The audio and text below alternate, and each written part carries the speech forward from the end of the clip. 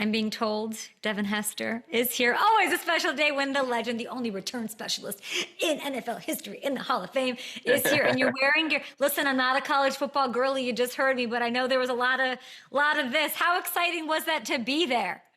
Man, it was awesome, man. Just to open up the game with a team that just played in the national championship game, and to come in the game with a new quarterback and not knowing what to expect and to come out with those guys being favored to win the game and then, upsetting them guys is a great start for us. You were there in good company. I wish I was there. I don't know why I didn't get the invite, Dev, but it's you, it's Michael Irvin, it's Edgerrin James, Ray Lewis, Andre Johnson, all there. What was that like? Take me into these conversations. This is amazing. That day, man, felt like we was back in Canton, Ohio, at the Hall of Fame ceremony and things like that. When all us reunite and we sit at the table and we chit-chat, and it was just almost feeling like we're back in Canton again, fellowshipping and meeting up again. Did you see that you had, what was it like to have a new son for 24 hours? Did you see any of this? Say that one more time. What was it like? Did you see this Furman's Devin Hester Jr. Return kick for 75 yards? What was it like to have everyone on the internet give you another son for the day? That I actually heard about him when he was in high school, and a lot of people called me then, Ison, was that my son? And I said, no, that's not mine. It's what a real coincidence that he has my exact name, and he's a junior, and it's spelled the exact way. And, I get a lot of buzz about that situation, but I'm telling everybody in the world that's not my son. Yeah, I was going to say, it was viral everywhere. Everyone just sort of assumed that, but he wouldn't have gotten pushed out of bounds if he was your son, right? I want to ask you about this Micah trade. It's like the biggest thing in the NFL right now. What did Michael Irvin have to say about it? He ain't like it.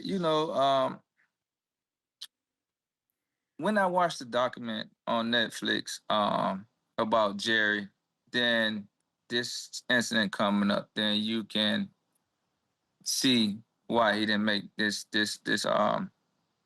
keep this guy around. Michael Parsons is a guy we can all say he's the face of the defense.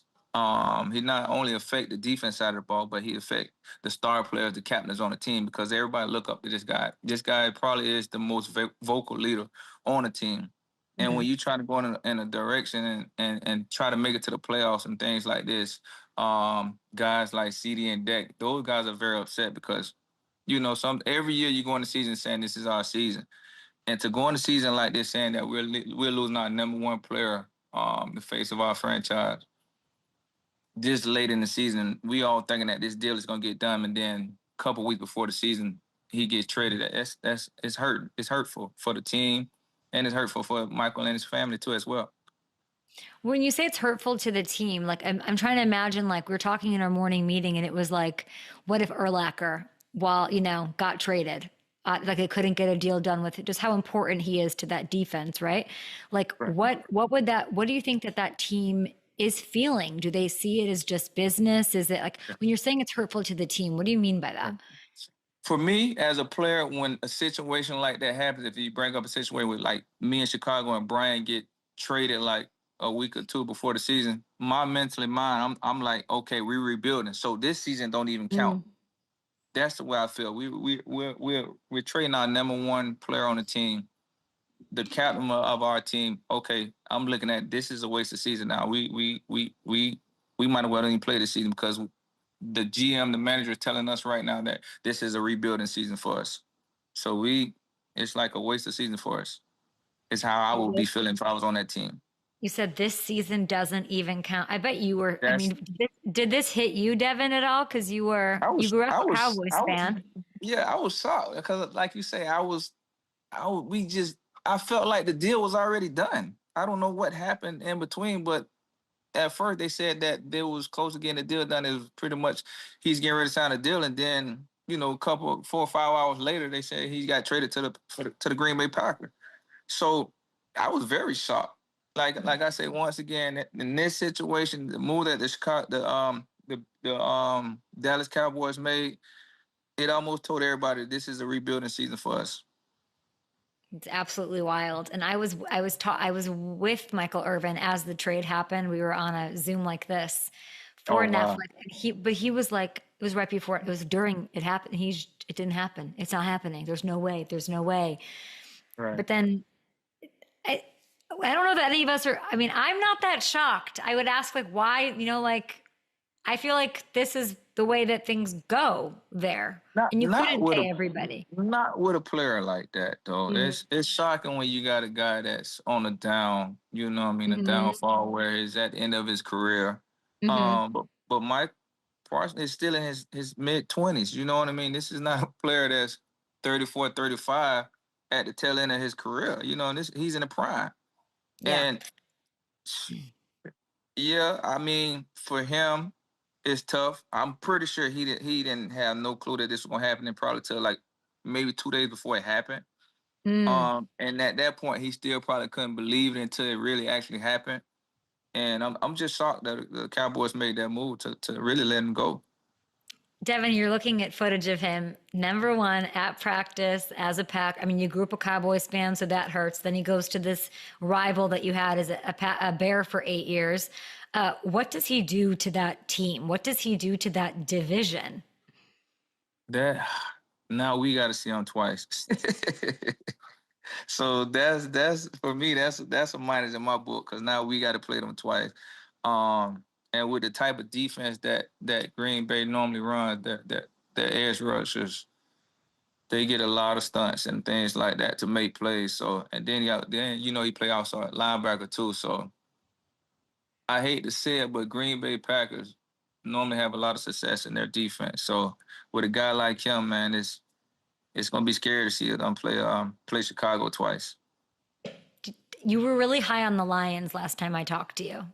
Do you think that FanDuel has it right? They have the Packers over the Lions to win the division. Do you think the Packers win the division? I know I hate to say it.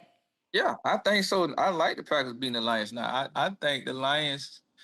If we really talk about football, the last 3 4 years, Detroit has really really made a name for themselves. And why I say that because their offense.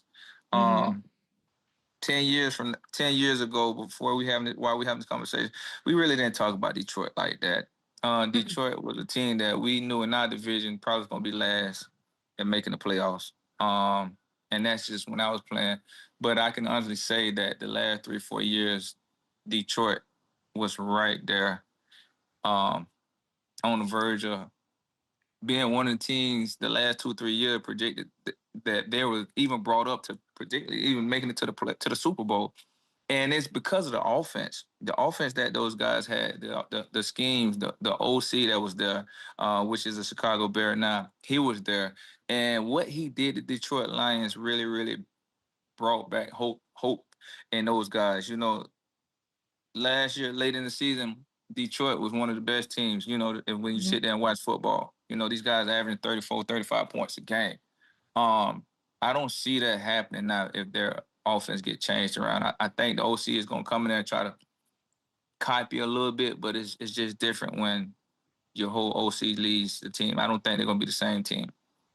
Well, now we have their OC, right? In Yeah, Chicago. We are most here definitely. days ahead of kickoff. The Micah thing was a bit of a punch in the stomach, I think, for a lot of Bears Mm. fans who want to be excited. How excited are you? Because I feel like last year the hype was greater because Caleb was coming in and all of the weapons were there. Now he's got weapons, a new OC. I know that you wanted with Caleb specifically, get it out your hand quicker. You said you Right. got, I know you were at practice. What are you seeing? How are you feeling? I feel like to be honest, I feel like this is last year we was anxious about Caleb, what he can do with the weapons. I think this year, no disrespect to the OC from last year, but we have an OC that has proven itself over the last couple of years of what he did with Detroit Lions, right? The Detroit Lions, like I said, a couple of years ago, 4 5 6 7 years ago, we didn't really talk about Detroit Lions. The last couple of years, Detroit was one of the hottest teams, and it was because of the offense. And now we're bringing that offense to Chicago. Um, I think Swift is going to have a great year this year. I feel like this is the type of because when he was in Detroit at the time with this OC, is when he really made a name for himself. And when they brought up the rumor about another team offering him to trade him, and he said he don't care how much they're willing to give him, he's gonna stick with the Chicago Bears. I know why, and it's because of the OC. You know, I feel like this is gonna light a spark up on the Swift where he's gonna have an amazing season. And then on top of that, I feel like Caleb is gonna do great in this offense. When you were there and things that you're hearing, you're close to the team, you're close to these guys. What does Caleb look like? Does he look different, better, I feel like comfortable? he's comfortable because of this offense. This offense is a unique offense where it keeps up with the trend. You know, with clothes, with shoes, the new hairstyles. It keeps up with that with the with the OC. This is the type of OC that keeps up with the trend. So it's a copycat league when you watch the Kansas City Chiefs on how they run their plays. Why every time they run plays, everybody seems like they're open. It's because the OC is keeping up with the trend. They're not in the old days where we going to stand in R formation and we just going to run the ball down your throat. No, they're spraying the guys out. They're running a lot of trick plays. Every play looking like a trick play. Those are the type of offenses when you watch nowadays where they have a lot of success because you keep defense on the heel and they don't know what to do. They don't know how to play you guys. It's the playoff team. Most definitely. I can see them making it to the playoff this year, for sure. So 3 teams make the playoffs out of the NFC North? I think so. Do you think so? I think so too. I think 3 teams make it this year. Just because of course we're gonna have to play each other in our division, but outside our division, I feel like Chicago, I feel like Green Bay, I feel like Detroit would be last. I feel like Minnesota would go in front of Detroit. What? Yes, I'm telling you, with the OC change, you guys will see with the OC change, it make Detroit the last 3 years was known for their offense. If we really want to be honest, you take away them averaging 20, 28 points a game, you take that away, they lose a lot of games. The defense was okay, was pretty good, but it was their offense that kept the defense off the field a lot. And when you got an offense that's 3 and out constantly throughout the first half, those defensive players are worn down by the second half. Now I Yeah. don't see that offense keeping that defense off the field so much. I feel like that offense is the first couple of games going to struggle. And when it's struggling, it gets the defense tired because now they're on the field more. What I'm hearing here is, we're going to take a short break here, we'll talk through it. What I'm hearing here is like this man, Ben Johnson, has you buying He it. has me so. He has me so. He has me so. I mean, it all goes back to Ben. You're right. And then a lot of people don't like to say they don't. Okay, it's preseason. These guys putting up points in preseason, but when the first team is out there, you watch these preseason games, you're like, wow, we haven't scored 38 points, 35 points, and I don't know when the last time we scored Oh my 35 gosh. points. But Devin, I met Ben like the next day. We'll take a short TV break here. This is why you should subscribe to the YouTube. I met him and I was like, congratulations. Like, as a Chicago fan, you don't know what this game meant. And he didn't say this, but he was like so annoyed with me about it. Because he's like, why are you congratulating me about a bullshit preseason game? Like, and I liked that, but I was like, no, you don't understand. Like, what we saw was like hope and faith and all of that. Did you get to meet him and talk to him? Yeah, of course. I met him and talked to him, and I told him, Is he like a machine, or like what was he like? He's a down to earth jokester, man. And and the first thing he said was, "Man, I wish I could have had my hands on you when you was playing." So which receiver was there a player there that you're like that was I mean, I think Rome's gonna have a top 10 year. I really do. I think him and Caleb are like this. What do you think? Any what did you notice, or what do you want to say about the Bears? What's your prediction? I like the Bears. I like them to win 10 games this year easily. I like them to go. I would like to win 10 games this year. So I like it. I like what I'm seeing. Everybody, like I said, everybody's saying it's preseason and blah, blah, blah. But you do get a little taste of how your team is going to be in preseason. And we got a spoonful of what this offense can do, with the amount of time that they had. So I'm anxious, and I know these guys are anxious to get a real live game in. I mean, and they got the Vikings. They're underdogs at home. I think they're 1.5 point underdogs on Monday Night Football. That's I mean, 10 games. They got their division. I don't know, for their record to be good. I'm excited to see. I love that you have faith in them. I love that so much. I wanted to ask you about, so Tom Brady did a podcast with Chris Collinsworth, who we know and love of PFF fame. And Tom said that he considers he flat out said Aaron Rodgers is the greatest passer of all time, that he can get the ball from point A to point B better than anybody. You played against Aaron for 6 years. Do you agree with that? I think so. I think Aaron, what makes Aaron so successful is he can read the defense pretty quick. He knows when they're in disguise. He get a lot of pre-snap read. Get a lot of caterings to get the defense to show what they're in. You know what I mean? And then on top of that, he gets the ball out quick. That's making him so unique, because he's able to pick up the defense before the ball snap and be able to get the ball out right away.